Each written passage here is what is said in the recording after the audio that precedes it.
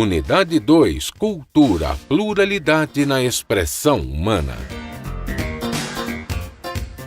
Aula 16.1. Conteúdo: Romantismo brasileiro. Originalidade. Habilidade: compreender o significado primário do movimento romântico e os traços essenciais do romantismo brasileiro. Muito boa tarde, Amazonas. Olá, meu caro aluno. Olá, meu colega de trabalho, professor. Tudo bem? Estamos aqui para mais um dia nós conversarmos sobre a tão preciosa língua portuguesa. Lembrando que estamos abordando literatura no primeiro momento, agora na segunda unidade. Romantismo ao vivo. Mas o que vimos na aula de ontem? Vamos lá.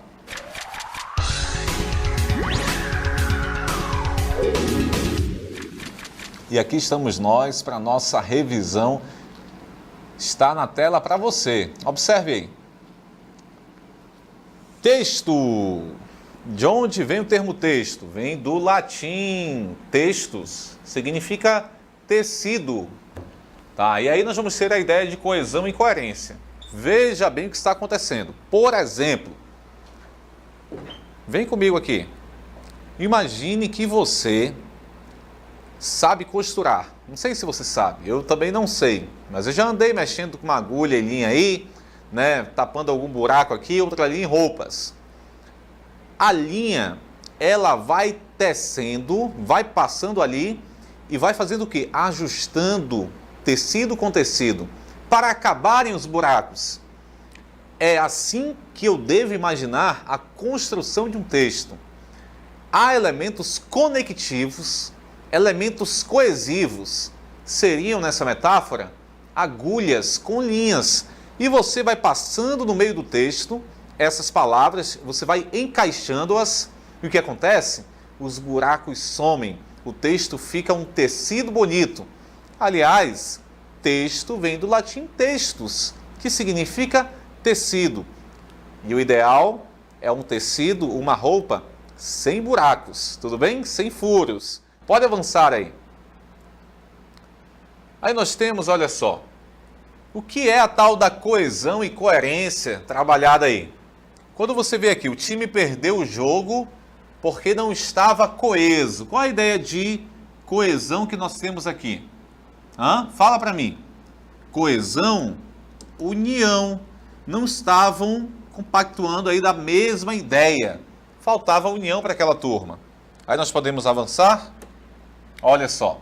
Ainda sobre coesão e coerência. O pai fumando falou aos filhos. Olha só, o pai fumando. Ah, pai! Esse pai, será que é o mineiro? Olha o que ele diz. Filho, fumar é prejudicial à saúde. Cuidado. Só que ele fala isso fumando. Então isso é o quê? O pai foi coerente, sim ou não? Foi incoerente. Vem comigo aqui. Se eu estou ensinando e estou fazendo outra coisa, há incoerência aí. Imagina, por exemplo, um profissional de educação física que vai dar uma aula de educação física fumando. Ele está querendo promover saúde para os outros, mas não a si mesmo. Entende o que acontece? Existe uma incoerência aí, ou seja, um conflito de ideias, um choque de ideias. Para evitar isso, eu preciso pensar muito bem como elaborar o meu texto, como organizá-lo. Pode avançar aí.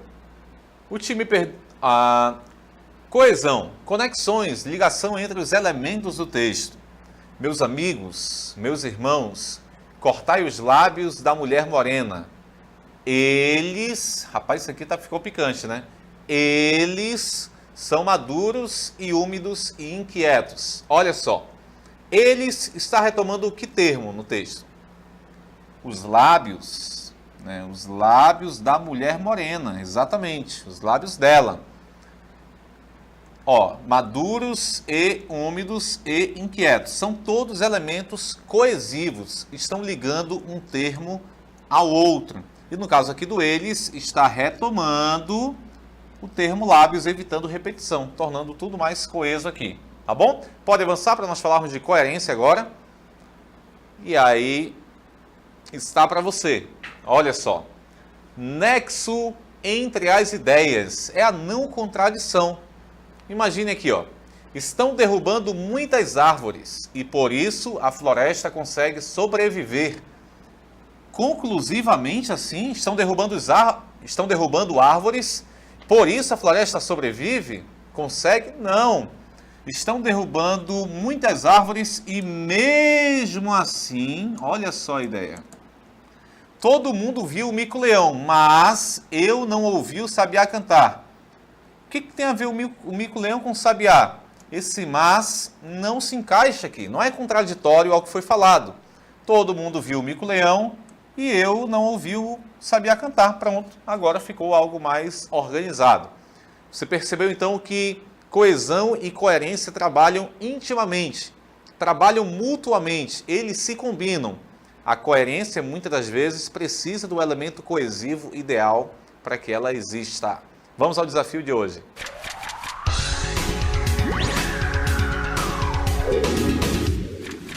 Observe a imagem e, com base nela e em nossa aula, comente de que forma os índios e a natureza exuberante foram apontados como os elementos mais representativos da identidade brasileira. Aí está a imagem, brilhe.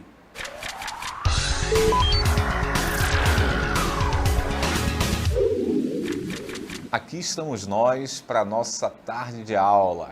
Rapaz, romantismo na veia. Você já assimilou bem a ideia do que é o romantismo? Do que exatamente estamos falando? Assimilou? Estamos falando de um homem romântico. Exatamente isso. Só que é um romantismo diferente do que conhecemos atualmente. Não se trata de um romantismo de levar flores, de tratar bem. Não é essa a ideia de alguém que quer bem a outro, que está apaixonado por outro, que é romântico. Não é isso. O romantismo aqui é uma escola literária que aconteceu em um determinado tempo, tá, histórico, um contexto social e que vai ser reflexo dessa sociedade. O que os poetas conseguem abordar nas suas produções literárias. Então, é uma escola literária, romantismo. Hoje nós conhecemos de forma bem diferente o que é o romantismo. Aqui é uma escola e eu quero trabalhar com você. Vamos lá, está na tela. O romantismo brasileiro repercute muitos aspectos do romantismo que surgiu na Europa. Entretanto, os românticos brasileiros não se deixaram absorver totalmente pelo fascínio da arte romântica do velho continente. Vamos lá, vem comigo aqui. Brasil tendo influência da Europa no romantismo, ok. É óbvio, as coisas começam lá, na Europa, e somente depois chegam aqui. E para nós que somos do Amazonas, somente muito depois chega aqui ao nosso estado. É assim que acontece. Uma tecnologia lá, o mundo sabe, depois o Brasil, depois o Amazonas. Tem acontecido muito isso. Em alguns casos de tecnologia ligada ao meio ambiente e tal, a própria Amazônia já tem a sua própria produção. Mas o que acontece aí é que o Brasil vai receber influência europeia, no entanto, já há uma criação de identidade. O Brasil já começa a divulgar os seus valores, os seus ideais no romantismo. Lembrando que o romantismo é carregado de subjetivismo, tem o eu muito forte aí, uma visão pessoal particular. Ao contrário de outras escolas, aqui vem, por exemplo, depois o realismo, que é objetiva, é a visão coletiva, não a visão pessoal.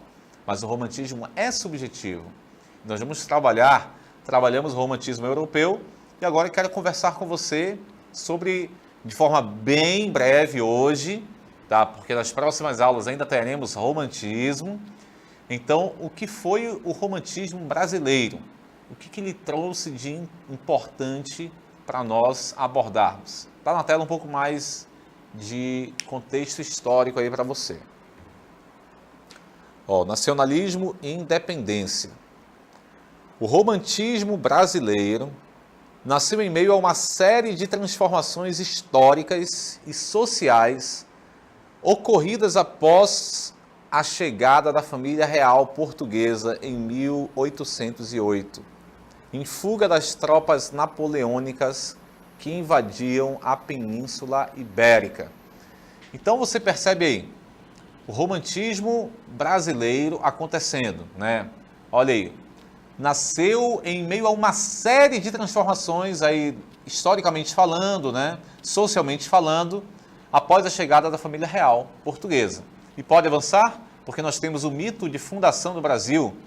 Se na Europa as narrativas eram ambientadas em um cenário medieval, época em que as nações daquele continente surgiram, no Brasil, sem um passado de cavaleiros e castelos, né, aquela coisa medieval, os escritores necessitavam buscar um espaço e um tempo histórico em que se pudessem ver as origens do povo brasileiro. Vem comigo aqui. Meu prezado aluno, meu caro colega professor, estamos diante de um momento da literatura em que o Brasil busca identidade nacional. Exatamente isso.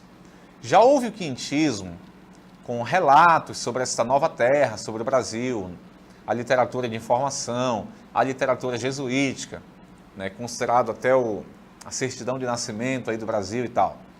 Aquele momento, escreveram a respeito do Brasil.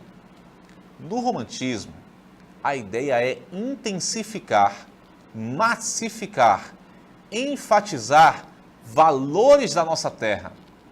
O que é que se tem aqui que nós podemos explorar? Como podemos criar um texto poético ou em prosa que tenha a cara do Brasil? Identidade brasileira, digital do nosso país. É isso que se busca aí com o romantismo. E para tal, poetas, escritores, sociólogos começam a pensar no o que tem cercado o Brasil, o que tem permeado, que pode ser divulgado, que pode ser explorado.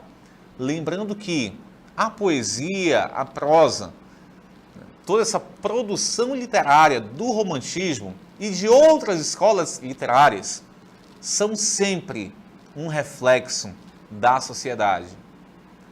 O poeta vive naquela sociedade, escreve sobre ela metaforicamente, com linguagem trabalhada, com o melhor que ele tem à sua disposição, né? Ele é um artífice da palavra, ele é um artista da palavra, e ele faz uso disso para fazer brilhar o texto. É isso aí. Pode avançar aí. A busca pela identidade nacional. Na primeira metade do século XIX, várias missões estrangeiras vieram ao Brasil. Eram compostas por cientistas e artistas que, coletando espécimes, fazendo desenhos e escrevendo textos, registraram as características do novo reino. Olha só.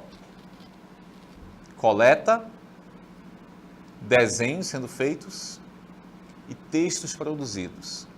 Assim, eles começaram a escrever sobre o novo reino.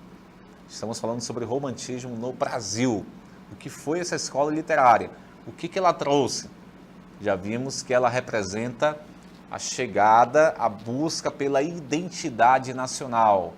Busca para uma cara brasileira, né? Brasil, mostra a tua cara, e o romantismo vem para isso. Pode avançar aí. As tendências do romantismo brasileiro. Ele se inicia em 1836, quando Gonçalves de Magalhães publica na França a revista Niterói, revista brasiliense, e lança no mesmo ano um livro de poemas românticos intitulado Suspiros poéticos e saudades. Isso aqui merece ser riscado, grifado para você aqui. Isso apaga, rapaz. Vamos lá. Se inicia em 1836 com Gonçalves de Magalhães. Ele publica na França a revista Niterói. Rapaz. Revista Brasiliense. Niterói, Brasiliense. E o livro intitulado Suspiros Poéticos e Saudades. Aí nós temos então o início do romantismo brasileiro. Gonçalves de Magalhães. Grave esse nome porque nós vamos trabalhar bastante ainda na outra aula.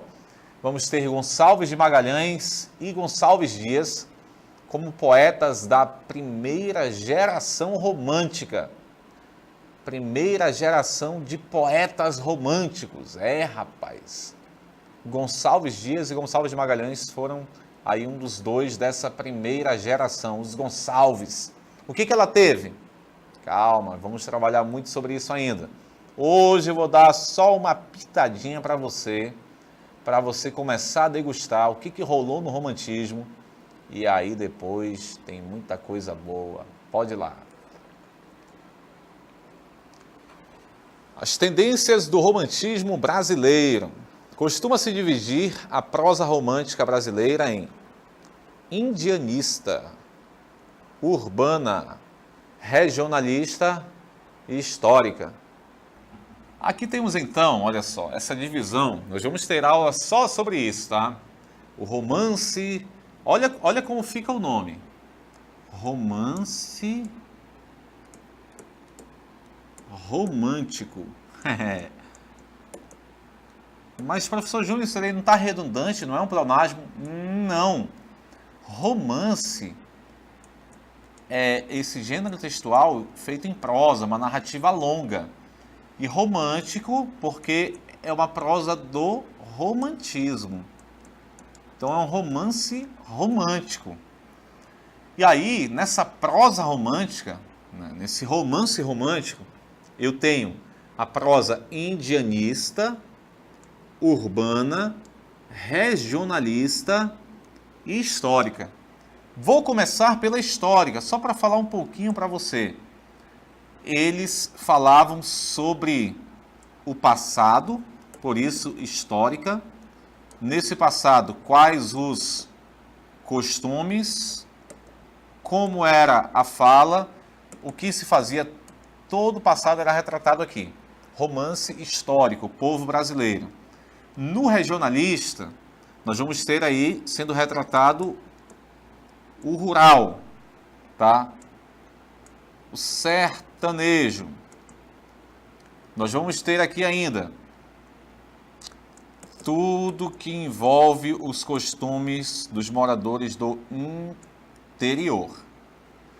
No romance urbano, aí eu vou ter o quê? Sobre as cidades, a turbulência delas, costume dos seus moradores.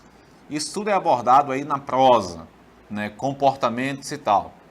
E aí eu deixei por último, e vou colocar agora um verde da nossa terra. Olha aí, o indianista. Este aqui era símbolo de pureza, força. Ele era um ícone de representatividade do povo brasileiro. Pode deixar um pouquinho na tela aí para eles olharem. Contemple aí então. Na histórica é retratado o passado, os costumes, a fala, todos os comportamentos. Na regionalista, aí eu já vou ter o rural, né, o morador do interior, o habitante de lá, como é que ele se comporta, o que ele faz, como ele vive. Eu vou ter a prosa urbana, que vai trabalhar também esses comportamentos, só que agora da cidade. E aí vem o romance romântico indianista. O índio é símbolo de nobreza, de pureza, de força. Ele é um símbolo de valorização nacional. Vem comigo aqui. Por uma questão de acomodação de termos, hoje chamamos o índio de indígena. Pensou-se isso.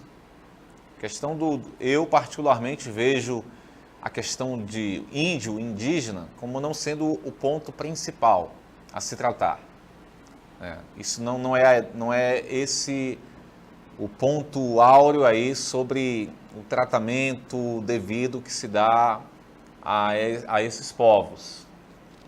Mas nesse período do romantismo, o índio ou indígena, lá era chamado de índio mesmo. O índio era símbolo de valorização nacional. Ele era bem visto, bem quisto. Pensava-se no índio como aquele que este representa a nação. O índio. Hoje, muitos perdendo território, sendo tomados, às vezes pouco investimento para eles. Há muitas questões aí que envolvem esses povos, que precisam. E aqui nós temos a democratização do saber, e povos indígenas estudam conosco aqui, e estão se emancipando na escolarização. No romantismo, o índio já tinha força, e pureza. Pode avançar aí? As tendências do romantismo brasileiro. Nós tínhamos falado lá na prosa, beleza? Prosa. Agora, a poesia. Eu já expliquei para você a diferença de prosa e poesia. A poesia, por sua vez, passa por 3 gerações. A primeira é indianista. Está vendo aí? A segunda é intimista. E a terceira é de caráter social. Então eu vou ter primeira geração, segunda geração e terceira geração. Primeira geração vai trazer um Brasil idealizado, a gente chama de ufanista. Brasil idealizado, Brasil que se imagina. Essa é a proposição da primeira geração. O Brasil ideal. Pensa-se numa nação de forma surreal, de forma otimista e tal. Na segunda geração, eu tenho um grupo de poetas, é conhecida também como geração mal do século, ou geração byroniana, devido ao poeta inglês Lord Byron. Nessa segunda geração intimista, eu vou ter poetas trazendo a melancolia, questionando o amor, a existência e tal. Nós veremos isso com muita calma nas próximas aulas. E a terceira geração, que já é quase um pré-realismo, nessa terceira geração eu vou ter um poeta trabalhando as questões sociais, ou seja, aquilo que acontecia aqui na primeira geração, de algo ideal, com o índio como símbolo nacional, de pureza, de idealização e tal, agora na terceira geração é combatido.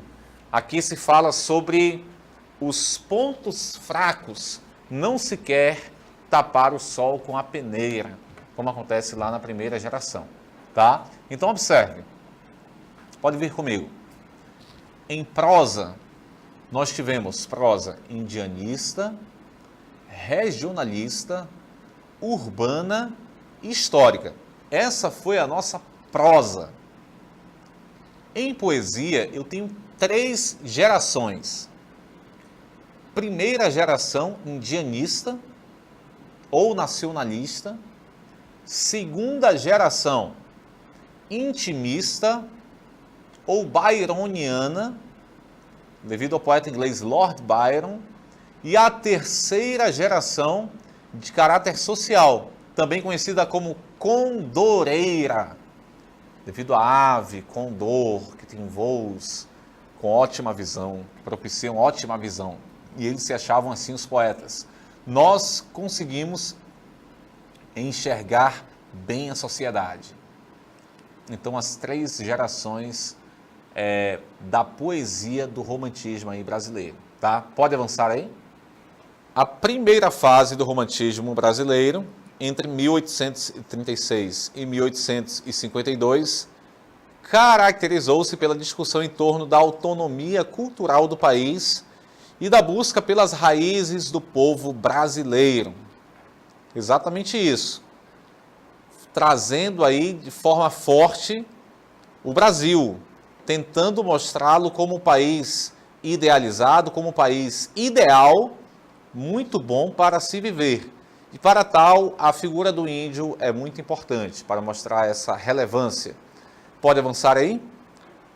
A narrativa de ficção científica entre 1839 e 1843 publicam-se as primeiras narrativas românticas brasileiras. Sua influência inicial foram os romances históricos lançados na Europa, em especial na França, na Inglaterra e em Portugal, entre 1839 e 1843. Então, 4 anos para as primeiras narrativas românticas brasileiras serem publicadas. Tá? Exatamente, influência da Europa. É isso que nós temos aí. Tudo bem? Esta foi a nossa aula sobre o romantismo brasileiro. Inicialmente, depois veremos muito mais características ainda. A sua aula continua no próximo vídeo.